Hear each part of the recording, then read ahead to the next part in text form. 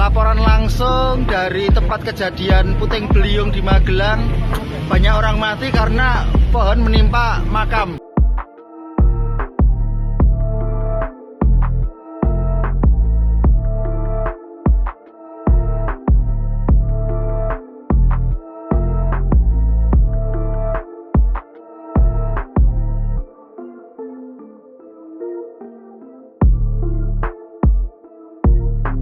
Laporan langsung dari tempat kejadian puting beliung di Magelang.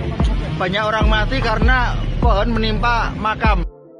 Laporan langsung dari tempat kejadian puting beliung di Magelang. Banyak orang mati karena pohon menimpa makam. Jangan lupa subscribe, share, komen, dan like ya.